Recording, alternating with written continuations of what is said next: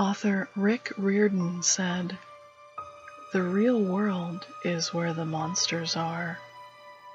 I tend to agree with him. These stories may convince you, too. Welcome, fellow chill seekers, to Lady Grimm, where the veil between our world and the unknown grows thin. Welcome to Lady Grimm, where the paranormal comes alive. The Guest.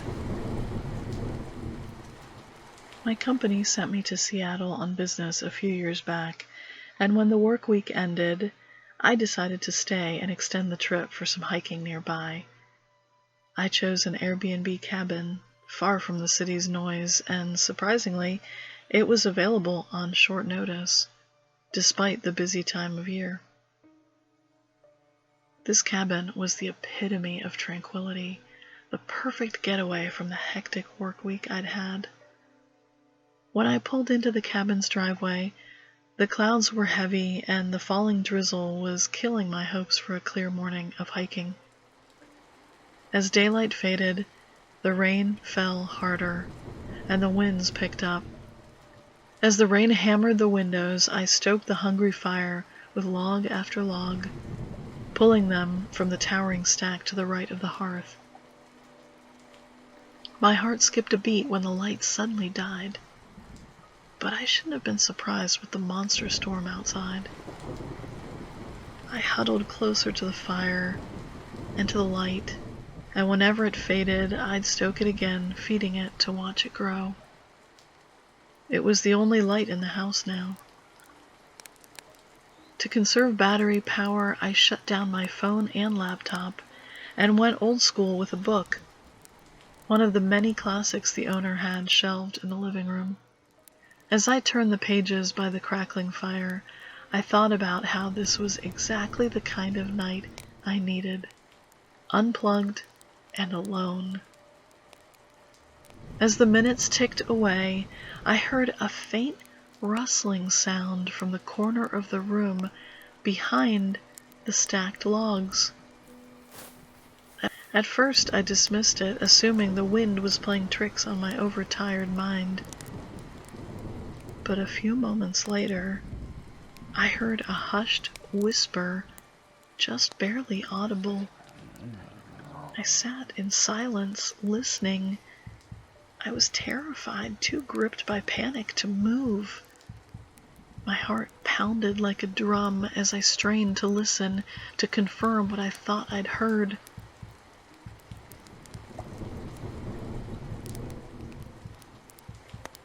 As the moments passed, and I heard nothing, I exhaled, now sure that I was overtired. I considered turning in, but wanted to finish one more chapter in the book that I was reading. Realizing the room was getting darker as I'd let the fire die down, I reached for one more log from the pile. It was in that flickering light that I saw a man rise from behind the logs. Horrified, I realized I wasn't alone. Before I could react, the man was at the door. I couldn't see his face, only his torn clothing and dirty hair as he flung open the front door and rushed out into the storm. I watched him through the open threshold, running towards the woods, now just a shadow disappearing into the trees. This man, whoever he was, had been in the cabin with me for hours, lurking behind that mountain of firewood. I don't know why he chose to leave when he did, or what could have happened if I had gone to bed, blissfully unaware of him hiding there while I slept. The Hunt. I often hunt solo into the remote back country, where I rely on dry cabins for refuge if necessary. These cabins are basic shelters stocked with essentials for hunters and hikers caught in the wilderness. With the ever-present threat of grizzlies, sleeping in a cabin rather than braving the elements is usually the safer choice. About 3 years ago, during a late fall moose hunt, dusk was closing in, and I counted myself fortunate to have stumbled upon one such cabin just before nightfall. I parked my snowmobile outside and cautiously pushed open the cabin door. The stench of something putrid assaulted my nose through the bitter cold. Allowing my eyes to adapt to the dimness inside, I reluctantly dropped my gear to the floor. Despite everything appearing normal, I couldn't find the source of the odor. My curiosity led me deeper into the shadowy cabin, where I noticed a second room. A tattered woolen blanket was hanging at the door. With a cautious push of the blanket, I saw a sizable wooden table drenched in a dark liquid, unmistakably blood. A rusty cleaver jutted from its surface, and to my horror, the feeble light revealed handcuffs fastened to the table. As the realization of danger sank in, I suddenly became aware of something behind me. I swung around to see a tall man lurking behind the blanket that divided the two rooms. He stood in shadow, with the cabin's only light coming from behind him through the open front door. In a voice filled with anger, he muttered, "You're not supposed to be here." I didn't have time to think. Instinct took over. I shoved him back with all my strength as I saw the knife in his hand. Fear pumped through my veins as I sprinted past him, leaving my gear behind, making a beeline for the snowmobile. I didn't look back until I was miles away. I pushed through the night to reach town and inform the rangers. When they arrived at the cabin the next day, the man had vanished. They found my gear, but my wallet was missing, along with my ID that had my address on it. It's been 3 years, but I still worry he might turn up at my house one day. The Shadows. During a visit home for a friend's wedding, I decided to explore an abandoned factory that had been our playground as kids. The place had been closed for ages, but it was always a spot for us to roam around when we were younger. But now, decades later, the factory had seen better days. It was barely standing, almost lost to time. Finding the entrance was a challenge in and of itself. Hidden beneath layers of graffiti on a towering brick wall, this place was on the brink of total decay. If it was closer to town, it would have been snapped up and converted into condos or a storage facility by now. As I nosed around, I came across a tunnel in the basement that I couldn't remember exploring back in the day. It was one of those dark, creepy spots that used to freak us out as kids, but being an adult, I figured there was no reason to be scared of imaginary ghosts. Wanting to see where that dark tunnel led, my curiosity got the better of me. It stretched deep under the old building, the walls covered in graffiti and drawings. Clearly, I wasn't the only curious one. Eventually, I reached a metal door that was jammed open, hanging slightly crooked on its hinges. It was wedged with its corner sunk in the muddy ground, so I didn't worry about it closing behind me. Beyond the door was a room.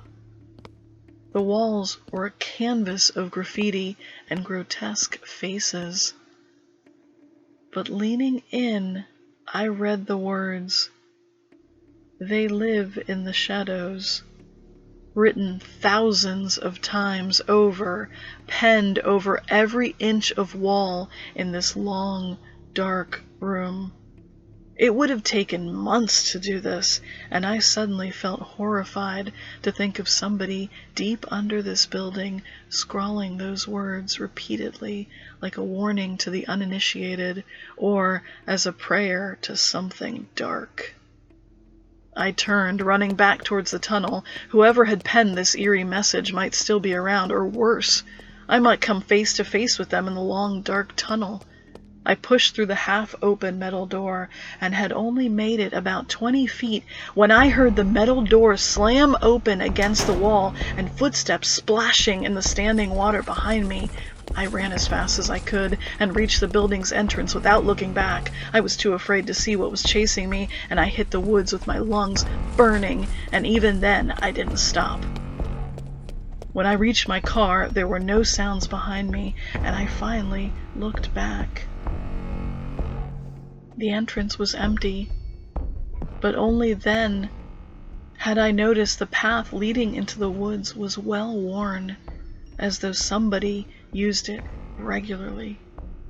And high above the familiar brick wall I had passed, I saw a dark, horrifying cloaked figure drawn in black paint, and underneath it were the words, "They live in the shadows." It's for you. When I was in high school, I worked in a movie theater on Friday and Saturday nights, and often my shifts would stretch into the dark, early morning hours.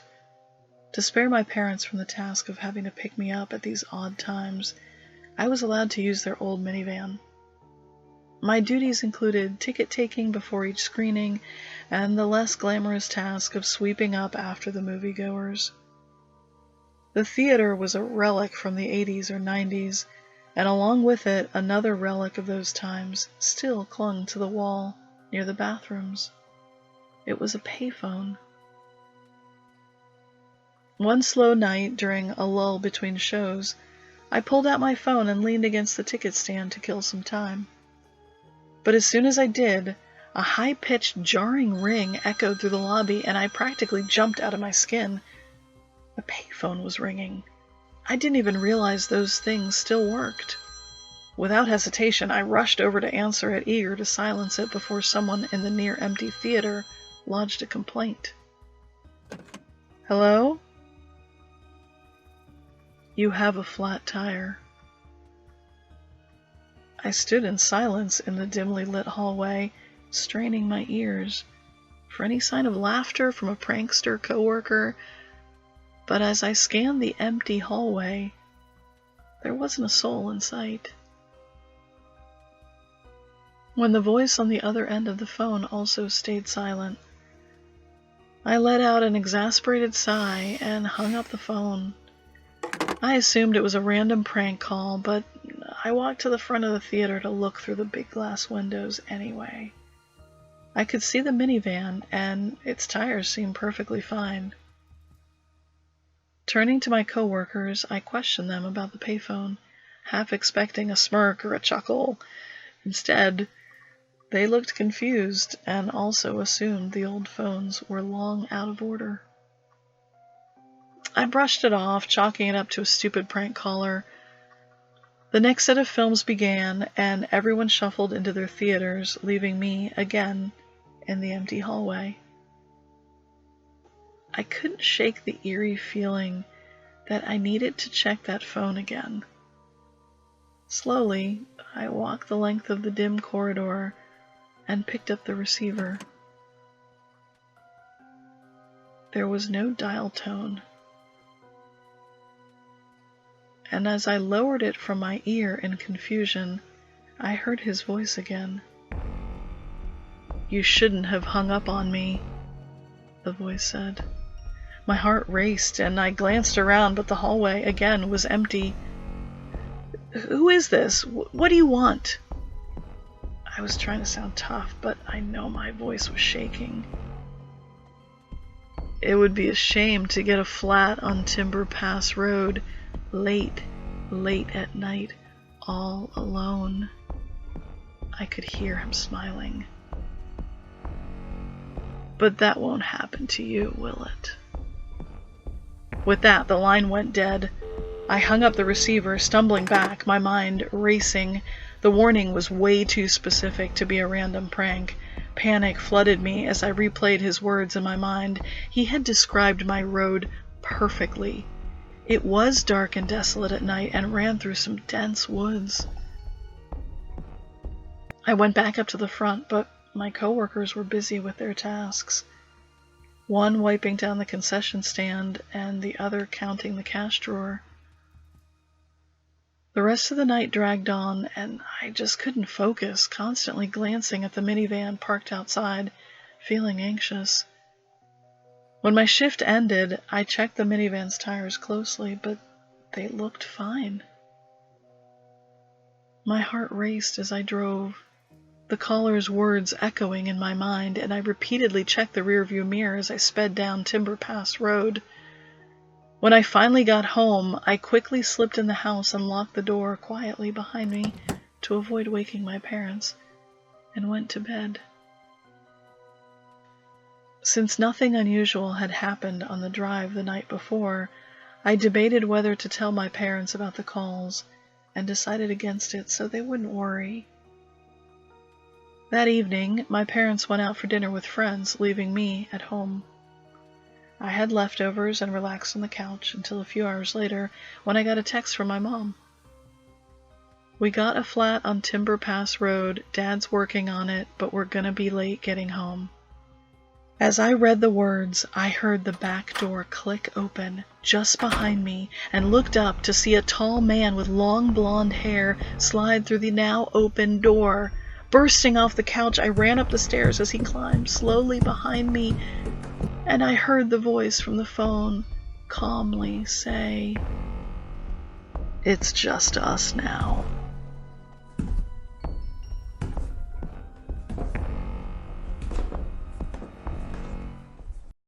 Pinecrest. I was nearing the end of a cross-country road trip when I stumbled upon the quaint town of Pinecrest, nestled deep in the northern Appalachian Mountains. It was late, and exhaustion had taken its toll. I needed a room for the night, so I pulled into the old motor lodge and approached the clerk for a room. His refusal caught me off guard. There was no one else in the parking lot, and I couldn't understand why he refused to give me a room. Exasperated but too tired to argue, I left and sat in my car. It was a cool and foggy night here in Pinecrest, but I didn't care. I just needed a few hours of sleep before hitting the road again. There was a diner I had passed on my way into town that looked promising for coffee and pancakes in the morning. I cracked the car window for some fresh air and reclined my seat back. There was a faint smell of smoke in the air, making me wish I was by a warm campfire instead of trying to get comfortable in my car.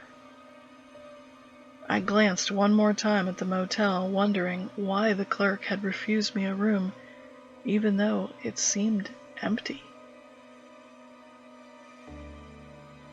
I normally slept like the dead, but I had vivid dreams that night, which was strange considering how tired I felt. I dreamed of shadows moving in the fog, of fingers running along my crossed arms as I slept, and of distressed voices just quiet enough to be unintelligible. My eyes twitched beneath my closed lids, visions of Pinecrest shifting in the thick fog of my dream. There was something drawing me toward a concrete obelisk near the trees. The light touch of daylight woke me abruptly, and I sat up, startled, and peered through my windshield at the bleak, gray dawn outside. Where the motel should have been, there was now just an empty field. I turned to the road, and it had disappeared too, swallowed by the encroaching woods. It was as if everything had vanished. There was no diner, no motel, no buildings, just an eerie emptiness. The town I'd seen only hours before had vanished completely, like the fog retreating into the trees. I couldn't believe my eyes and stumbled out of my car. I looked all around in disbelief until I saw it, the obelisk from my dream, standing at the edge of the field where the motel had been. I walked nervously towards it, and in the dim morning light read the words etched into the stone. Pinecrest. Never forget the lives lost here. Fire may have claimed them, but they will burn in our hearts forever. 1964.